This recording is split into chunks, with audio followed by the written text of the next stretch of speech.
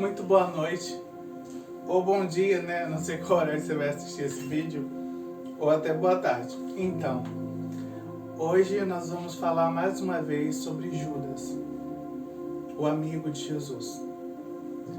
E falar sobre isso é entender que existem muitas pessoas que conflitam com essa fala de que Judas era um amigo de Jesus.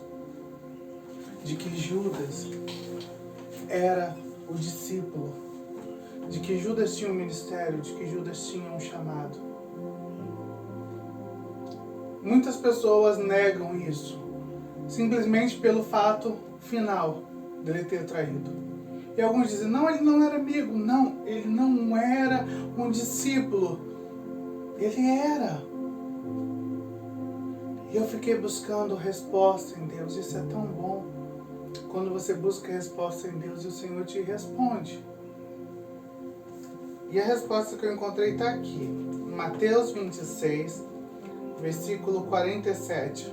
Diz assim: estando ele ainda a falar, eis que chegou um dos 12, ou seja, ele era um dos 12, e com ele grande multidão com espadas e porretes, vinda da parte dos príncipes, dos sacerdotes e dos anciãos do povo. E o traidor tinha lhes dado um sinal, dizendo: o que eu beijar é esse, prendei-o. E logo aproximando-se de Jesus, disse: eu te saúdo, Rabi. E o beijou. Jesus, porém, lhe disse: amigo. Jesus lhe disse: amigo, a que vieste? Então, aproximando-se, eles lançaram a mão de Jesus e o prenderam. Só até aqui. Sabe? Hoje nós temos vivido uma geração que gosta de militar por diversos assuntos, diversos desejos do coração, diversas estruturas, né? E indo para a história de Judas, nós encontramos um discípulo que não veio da Galileia, como os demais. Todos vieram da Galileia, pelo menos a grande maioria. Judas não, Judas veio de Quiriote, por isso que o nome dele é Iscariotes. É uma cidade que alguns historiadores vão dizer que havia grupos querendo se rebelar contra esse império romano que existia. Então, primeiro você conhece a estrutura da história da vida deste homem que foi chamado por Jesus para ser um dos 12. Que Jesus sabia que um deles havia de traí-lo. Mas havia um propósito, havia um motivo. E no coração de Judas, talvez eu conjecturando, vejo alguém que cresceu debaixo de um sistema opressor e que pensou no coração dele: cara, encontrei o cara que vai lutar pela gente, que vai libertar a gente de Roma. E quando Jesus subia nas montanhas para poder falar os sermões, e Jesus falava assim: os mansos vão herdar terra, bem-aventurados que têm sede e fome de justiça, porque serão fartos. Quando ele ouvia Jesus falar isso, ele falava: é isso, vamos fazer justiça, vamos fazer revolução. Porque o entendimento dele era voltado para as coisas da terra. E quantas pessoas você não conhece que caminha anos e anos com Jesus, mas se decepciona? Sabe por que se decepciona? Porque o desejo e a história que ele tem de vida é terreno. É baseado nas coisas que ele acredita no coração dele. E não nas coisas que são dos céus, na cultura do céu, na cultura do reino de Deus. E Jesus estava falando de um reino que não era deste mundo. Mas o coração de Judas militava por algo que fizesse com que, vamos lá derrubar esse poderio.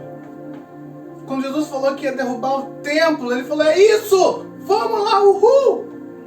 Vamos acabar com essa tirania. E muitas das vezes a gente milita da forma errada.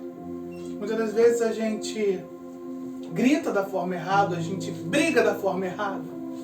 Porque o nosso coração tem aquele desejo por aquilo. E pelo nosso coração ter aquele desejo por aquilo, às vezes a gente até usa Jesus para isso. Quantas pessoas você não conhece que levou políticos dentro da igreja, botou no altar para dizer que ia defender a igreja? A igreja tem um noivo que defende ela. E o coração de Judas era esse coração. Um coração que nasceu numa aldeiazinha que queria fazer revolução. E que pensava, esse cara tem o poder. Uma coisa que me demonstra que Judas entrega Jesus na esperança de que ele faça a revolução que ele deseja, é quando ele entrega Jesus e vê que Jesus não faz absolutamente nada. E nesse momento é que ele se frustra, ele se decepciona. Ele pega as 30 moedas que ele recebeu e joga lá e fala assim, não serve mais, porque eu entreguei um homem puro. Não me serve essas 30 moedas. Não me serve mais. E depois que ele faz isso, ele sai para se matar, porque ele fala, cara, eu entreguei um homem puro.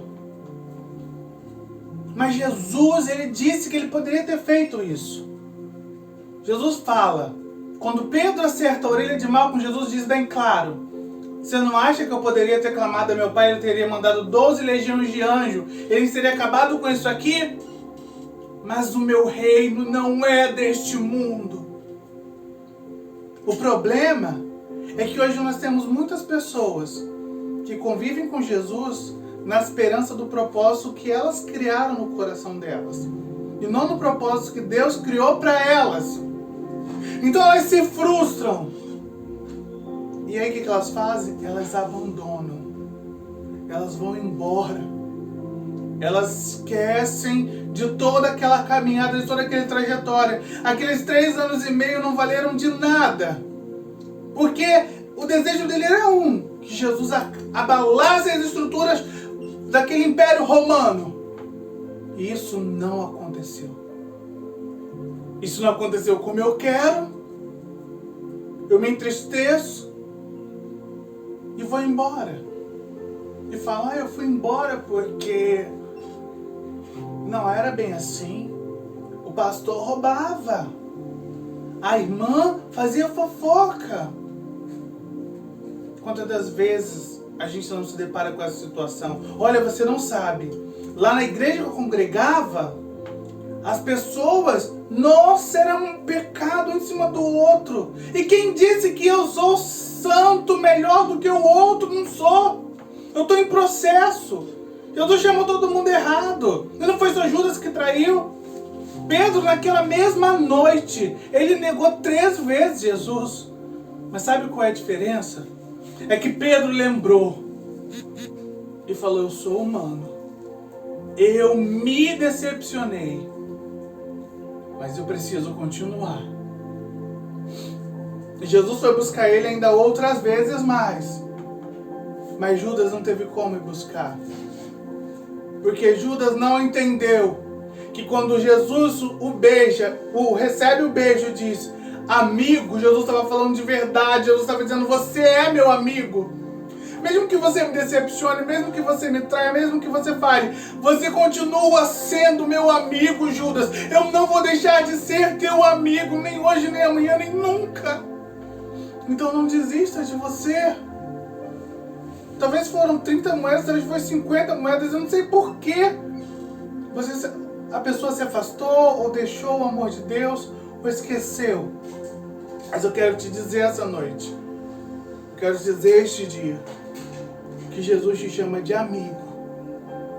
E eu preciso perguntar para mim mesmo, será que não tem também um pouco desse Judas em mim?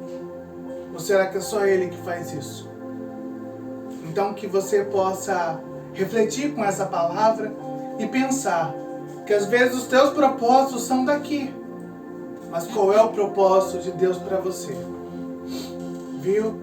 Eu estou muito feliz com essa série, que você possa aproveitar, que você possa compartilhar. Se inscreva no canal, compartilha e receba mais de Deus. Que o Senhor te abençoe. Até a próxima.